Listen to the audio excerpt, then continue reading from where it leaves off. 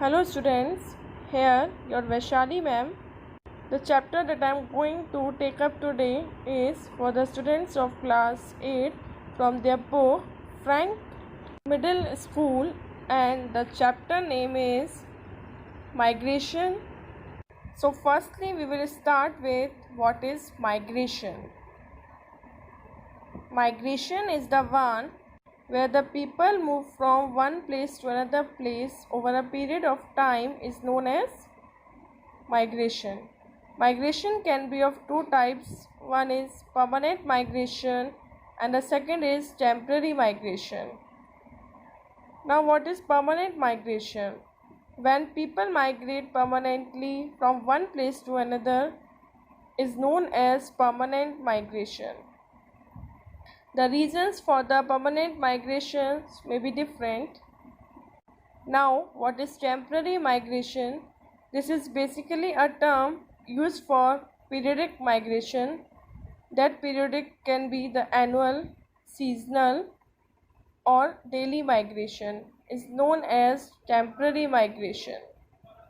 Now, when we talk about migration, that means the person who migrates is known as migrant person. So how do we define the term migrant? Migrant person is the one who at given census was enumerated at a place other than his or her place of birth is known as a migrant person. We talk about the two types of migration. The two types of migration are internal migration and international migration.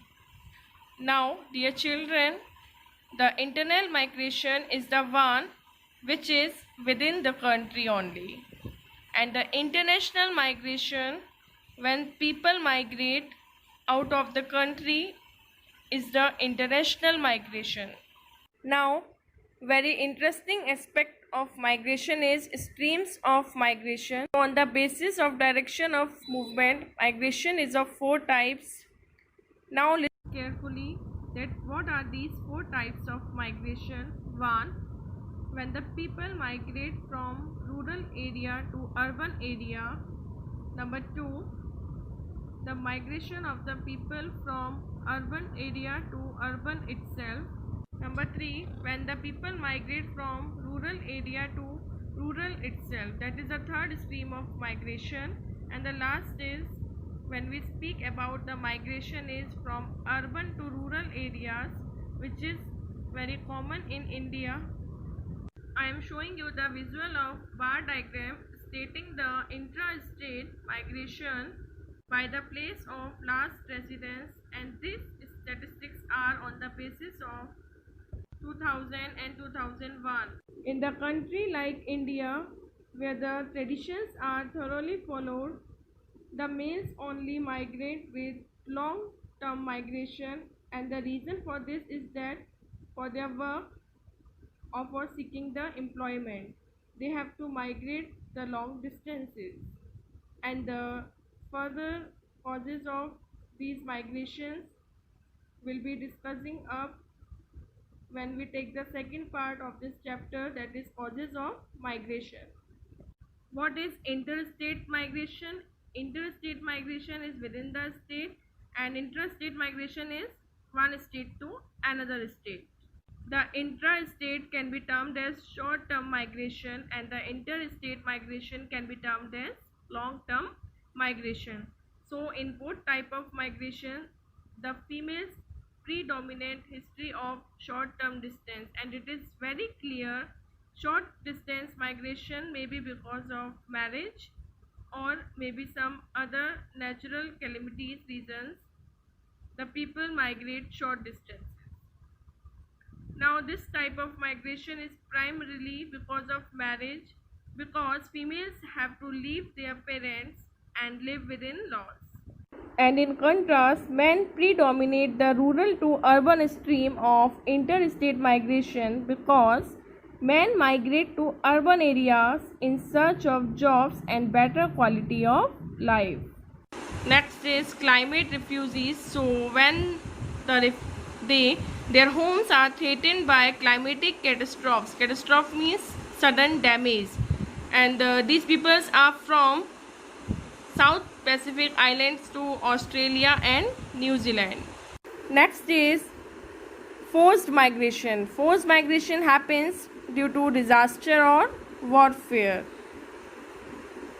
Miscellaneous migration, it happens due to government decisions or due to political unrest. Now the last migration is voluntary migration. It happens shifting to high developed countries from low developed countries for better job, for educational opportunities, and for better standard of living.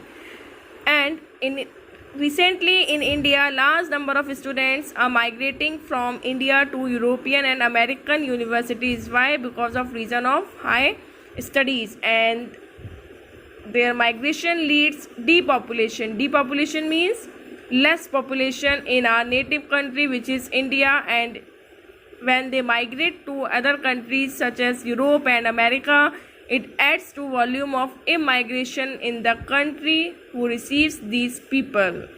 I hope you are easily able to understand the type of migration and what is the meaning of migration. So now I am going to ask some questions. Can you please tell me what is migration? Well, migration happens when a person moves from one state or one country to another state or another country in search of better opportunities, in search of educational research or better standard of living. Now the next question is, how many types of migration? So there are 6 or 7 types of migration. Internal and external migration. Internal migration is migration between states to states, and international means one country to another country. Next is short term migration and long term migration. Third, forced migration due to warfare.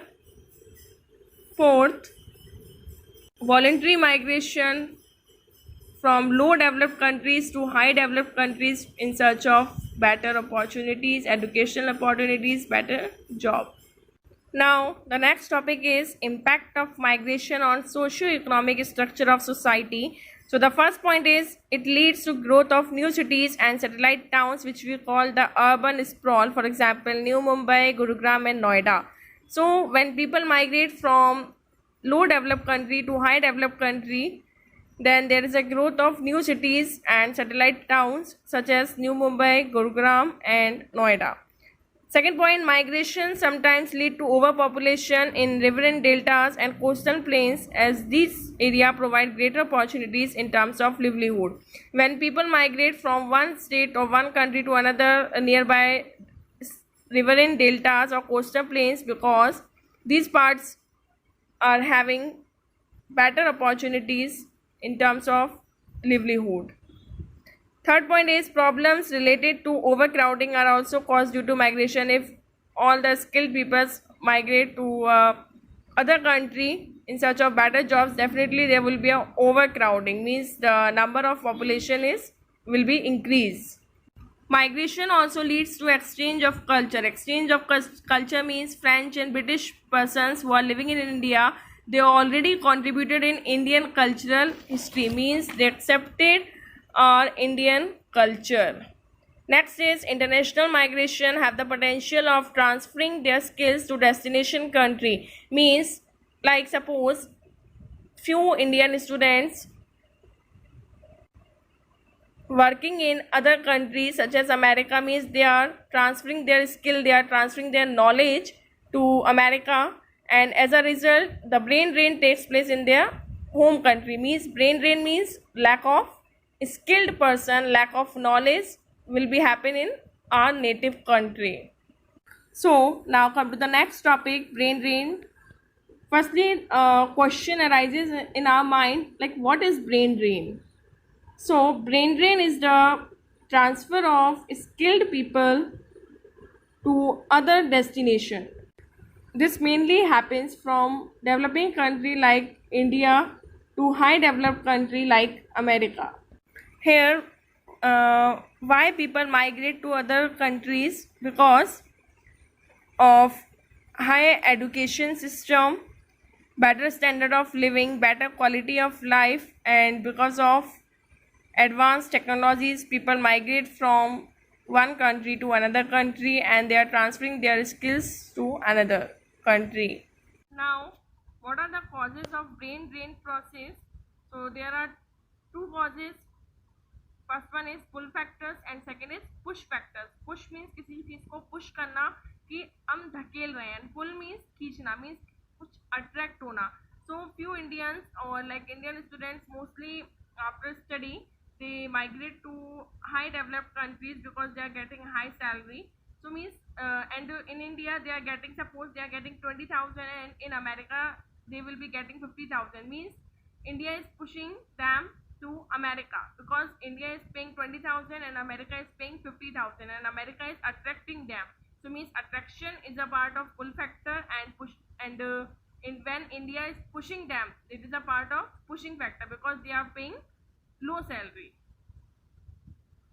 Now come to the pull factors. It is pull factor means attraction. So means they are their salary is very high and they are having a government stable policies. They are having a freedom to share thoughts and views. Their education system is modern and their standard of living is better.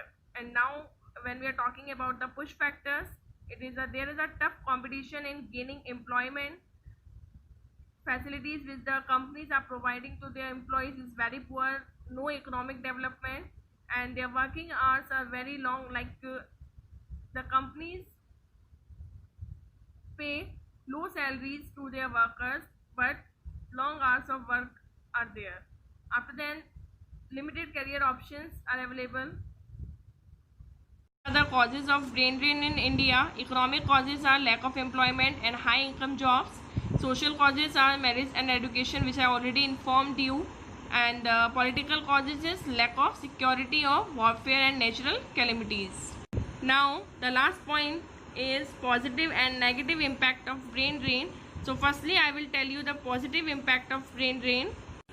The money that migrants have sent back home has helped in reducing poverty in their homes, and it has resulted in less child labor and greater child schooling, higher rate of people starting capital concentrated enterprise. The money payments have also reduced the level and severity of poverty, and the money migrants sent back are spent more in investments such as education, health, housing, rather than on food and other goods. After then, the negative impacts of brain drain are: due to influence of brain drain, the investment in higher education is lost as the highly educated person leaves and becomes a benefit to another country. After then, the social capital of the individual has been a part of is reduced by his or her departure, and there is a shortage of skilled and competent people in developing nations. And immigration has also created innumerous problems in the public sector, and the most important disadvantage or negative impact of brain drain is clearly the loss of talented persons from one country to another country. And due to brain drain, other countries are using poor countries' knowledge and grow, but the developing countries are not growing as compared to them because their skilled persons already migrate to other countries.